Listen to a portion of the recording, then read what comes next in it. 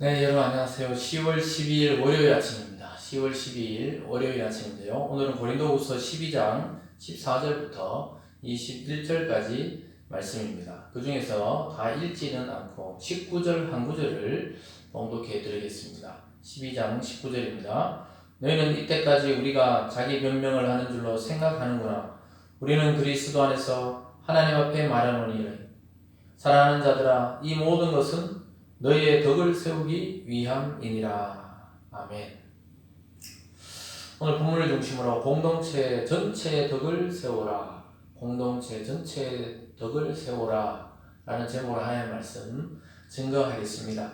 이 사도 바울은 오늘 이 전체적인 내용을 이제 마무리해 가면서 내일이면 이제 13장 고린도후서 끝장인데요. 이 끝으로 가면서 결국 이 앞에서 건면했던 모든 것을 통해서 공동체 전체, 믿음의 공동체, 교회 공동체 전체에 덕을 끼치고 그것을 세우는 방향으로 모든 일을 결정하고 행하고 생각하라고 당부하고 있습니다. 그래서 교회는 영적 성전으로 지어져 가기 때문에 어느 한 사람도 중요하지 않은 사람이 없습니다. 여러분, 성전을 지을 때 벽돌을 하나하나 붙여서 결국 완성된 성전을 이렇게 짓듯이 영적으로 하나님의 교회는 예수 믿는 사람 한 사람, 두 사람, 또 세 사람 계속 모이면서 영적 성전으로 지어져 갑니다.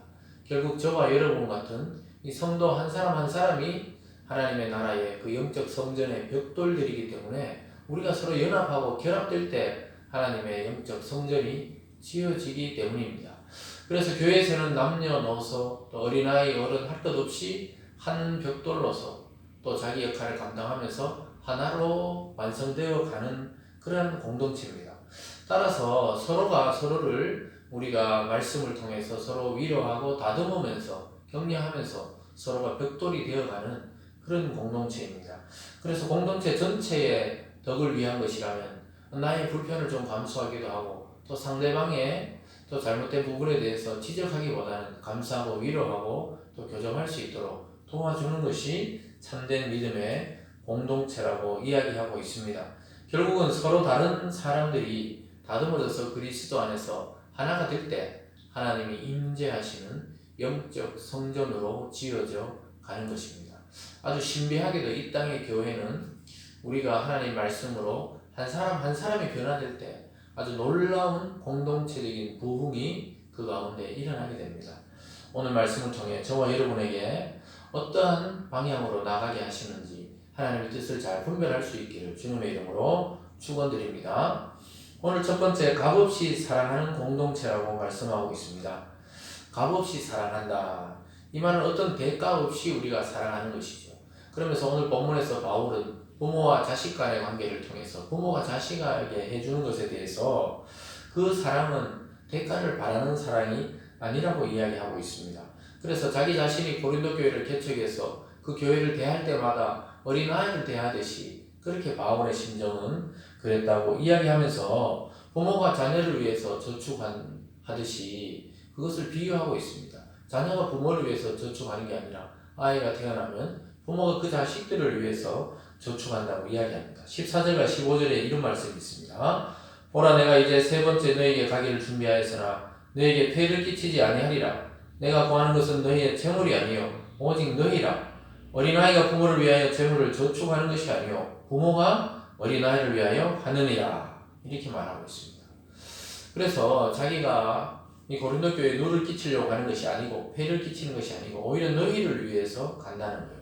어린아이들이 부모를 위해서 준비하는 것보다는 부모가 어린아이를 위해서 준비하는 것이 당연한 이치라고 이야기합니다. 15절입니다.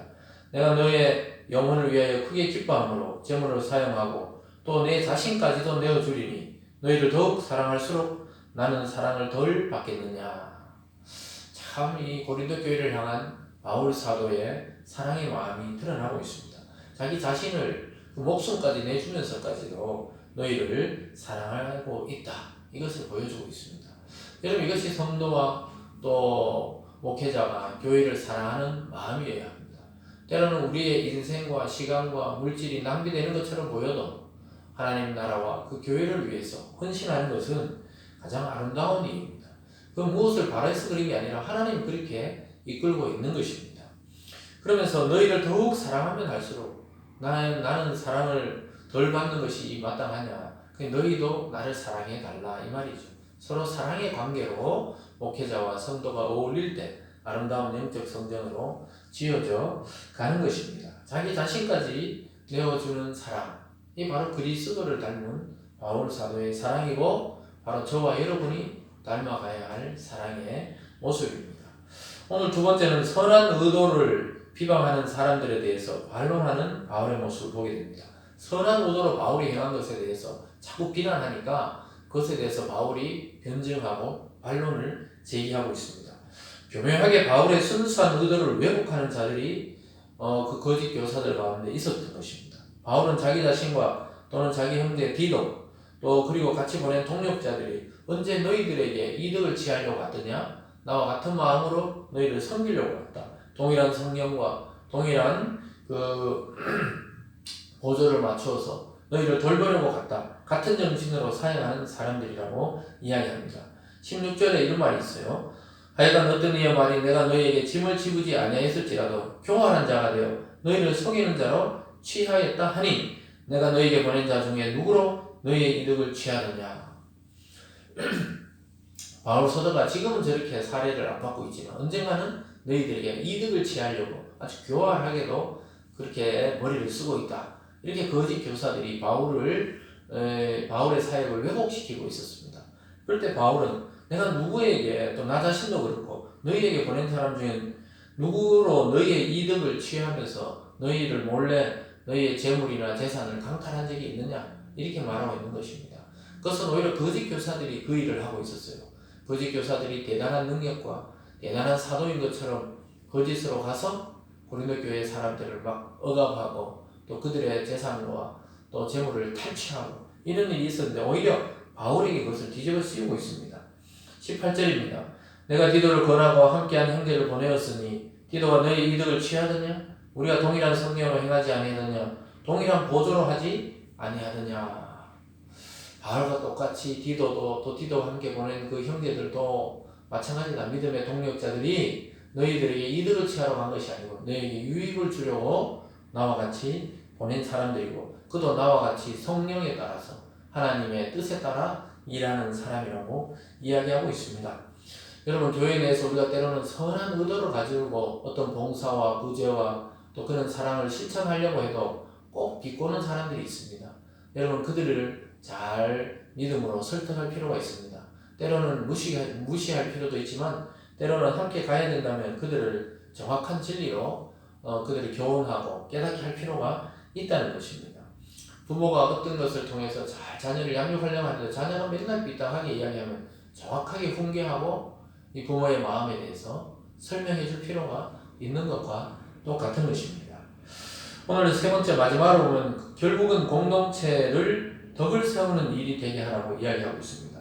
믿음의 공동체에 덕이 세운다 이 말이 분열과 분쟁이 생길 것 같으면 그 사역을 중단하는 게 좋다는 것입니다. 교회가 예배드리고 기도하고 이것 외에도 다른 사역을 펼칠 때가 있죠. 그럴 때 어떤 분열이 생기고 또 분쟁이 생기면 그것을 중단하고 예배와 말씀에 집중하는 것이 더 낫다고 이야기하고 있습니다. 19절에서 이렇게 이야기합니다. 너희는 이때까지 우리가 자기 변명을 하는 줄로 생각하는구나. 우리는 그리스도 안에서 하나님 앞에 말하노니 사랑하는 자들아 이 모든 것은 너희의 덕을 세우기 위함이니라.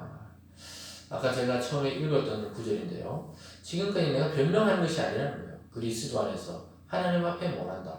사랑하는 고린도 교회들아 이 모든 것은 결국 너희에게 덕이 되게 하고 너희를 사랑하는 마음으로 교회를 세우기 위해서 이렇게 하고 있다고 말씀하고 있습니다. 참 사도 바울이 고린도 교회를 얼마나 사랑하는지 그것이 나타나고 있습니다.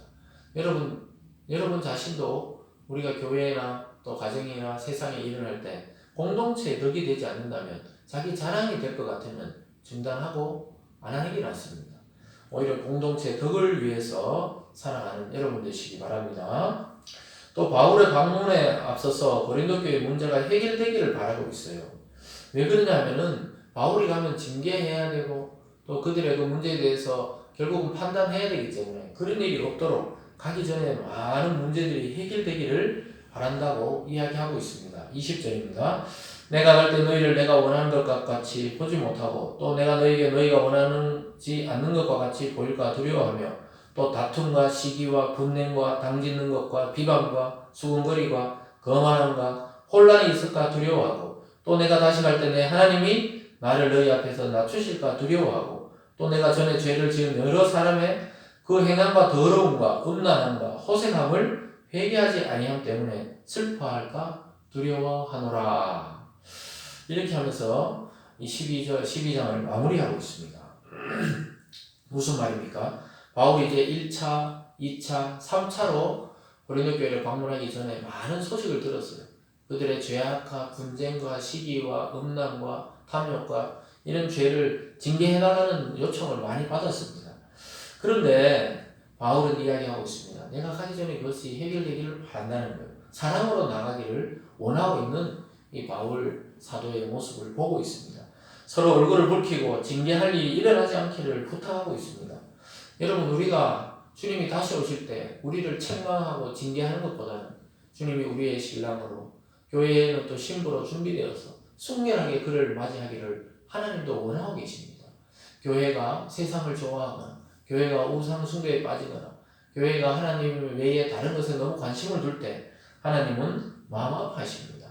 주님이 다시 오시기 전에 우리의 마음과 영혼을 순결하게 하고 교회가 교회의 기능을 순결하게 유지할 때 하나님 기뻐하는 마음으로 사랑의 마음으로 우리에게 나오게 되는 것입니다. 이 바울 사도가 오늘 고린도 교회를 향한 마음이 그와 같습니다. 부모가 자식을 볼 때 그 징계하고 싶은 부모가 어디 있겠어요. 그러나 그가 정말 잘못했을 때는 그 인생을 위해서 징계하듯이 사랑의 매를 되는 것처럼 오늘 바울은 그러나 그 사랑의 매까지도 되지 않도록 너희들이 빨리 회복하고 서로 화해하기를 원하고 있습니다. 회개의 열매를 보기를 원하고 있습니다. 사랑하는 여러분, 바울은 편지를 마무리해가면서 서로 덕을 세우기를 지금 바라고 있습니다. 그리스도 안에서 교회와 성도를 사랑하는 사역자의 마음을 보게 됩니다. 사랑하는 여러분, 여러분이 하는 말과 행동과 또 삶과 생각이 공동체를 세우고 믿음의 가정을 세우고 또 이 도시와 나라를 건강한 하나님의 나라, 하나님의 진리로 세워가는 그런 말과 행동과 삶이 되시길 주님의 이름으로 축원드립니다. 기도하겠습니다. 사랑의 하나님 아버지 감사합니다. 오늘 말씀을 통해 바울 사도가 고린도 교회에 대해서 사랑하고 염려하고 근심하는 것처럼 우리 자신도 우리 믿음의 가정들과 교회를 위해서 근심 걱정하며 사랑으로 돌보게 도와 주시옵소서. 서로 덕이 되지 않는 행동과 말과 생각이라면 버리게 하여 주시고 어쨌든지 하나님의 영적 성전인 교회를 순결하게 세워가는 우리 모두가 될 수 있도록 복내려 주시옵소서. 감사드리며 예수님 이름으로 기도드리옵나이다. 아멘.